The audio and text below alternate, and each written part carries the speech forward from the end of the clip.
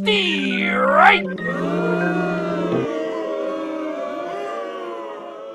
The Ump Show is back. The Marlins walked off the Pirates yesterday, but wait, there was a questionable call. Bill Miller calling balls and strikes yesterday, and everyone was shaking their head. And actually, everyone was trying to tap their head, but we were like, nope, that's not until next year, the ABS challenge system. So here it is.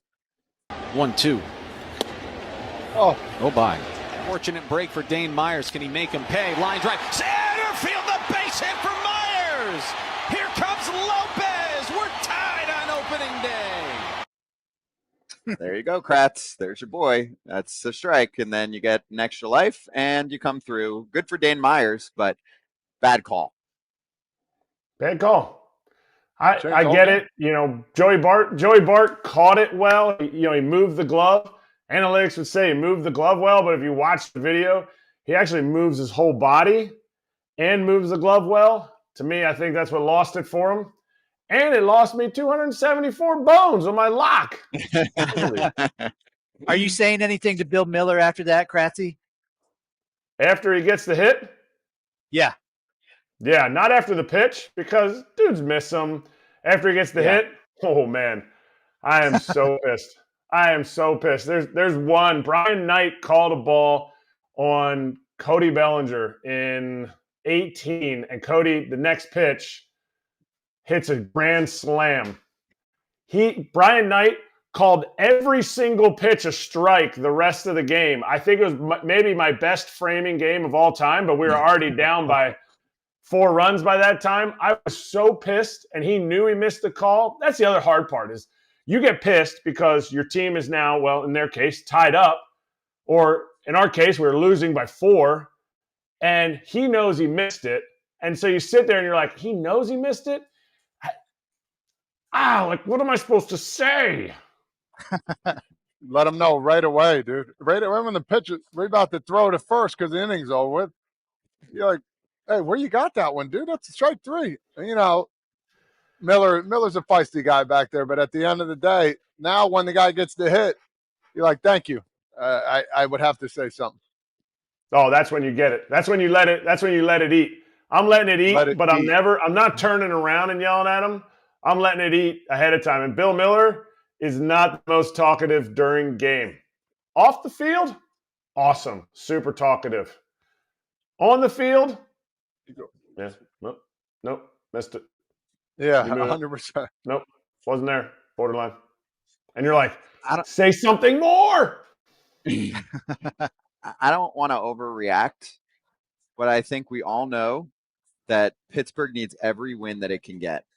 You have Paul Skenes opening day. Sandy Alcantara looked really good too, right? It wasn't that. I mean, I think they basically canceled each other out, right? Yeah, 5 1/3 from Skenes, 2 earned runs, 7 punch outs, and 4 2/3 from Alcantara, 2 earned runs, 7 strikeouts. But still, Skenes day, team that didn't do anything as usual for the most part in the offseason. They do have a good starting staff. This is not good. And actually, did I say it to you, Danny, yesterday? I was like, worried about the bullpen. I'm not going to put it all on one pitch, but Holderman does blow the save. Bednar was not good last year. Yesterday, gives up the walk-off hit to Stowers. So here we go again. It's just not the way you want to start things off for a team that actually usually starts off hot. Yeah. Well, it's not good for the Pirates to lose the Paul Skenes start, but especially not good for Derek Shelton and his, job security. He's a guy that's been around for a few years with the Pirates and just kind of, trying to get them through this. But if they're not winning Paul Skenes starts, you're in trouble. What about Ben Cherington, Kratz? I think this is year 5 or 6 that he's running the team. Isn't he on the hot seat just as much as the manager? I couldn't agree more. I mean, when you get the Pirates job, you pick somebody from a Latin country, from the Dominican Republic, and say, well, these guys, they don't make it to the big leagues till, at least 6 years. And you're paving your road for that 5 to 6 year plan. 5 to 6 years out, we're going to be good. Ben Cherington, you've been there a minute now. I think this is actually his 6th or 7th year, if I'm not mistaken. 6th or 7th season. But either way, didn't do enough. I think last offseason he had a good offseason in the Pirates sense, where he was going out and getting little supplemental pieces that could give them some depth. Hey, you know what? It didn't work out. They lost 10 straight after the trade deadline, or like leading up to the trade deadline, and they didn't trade, their Aroldis Chapman. We didn't agree with it, but hey, he pushed in. Now you start doing that kind of stuff. You gotta push. You gotta keep pushing. You can't just keep adding the veteran pieces there. That you got to make something happen. Trade from some of your prospect depth and make a player happen that comes in and is a difference maker. Hold up. They didn't do anything last year at the deadline. They just did nothing. I mean, they added what? Brian De La Cruz. That's what I mean. Isaiah Kiner-Falefa. Okay. I'm just making sure. Like they didn't sell, which was fine. But were you going for it, or you were just cruising through the rest of the season? He went. What I meant was he went on his path. He's like, we're going to keep Aroldis Chapman. We're going to add Kiner-Falefa for next year. The Brian De La Cruz thing, I have no idea. I mean, they DFA'd him, but there was no planning there. It was just, we just did it.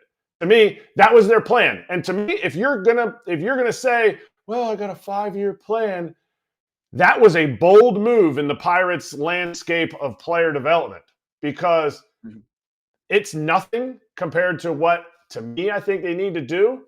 But it's also like that was their bold move. So you put yourself in the hot seat, which GMs don't ever want to do. GMs are always saying, 5 years out, we always got these guys in low A. This class is unbelievable. Bubba Chandler, he's going to be so awesome. He is. But you need this team to start playing together now, because Paul Skenes' clock, just like Marissa Tomei said, my biological clock is ticking. Well, they used to call it a 5-year plan. Maybe it's an 8-year plan over there.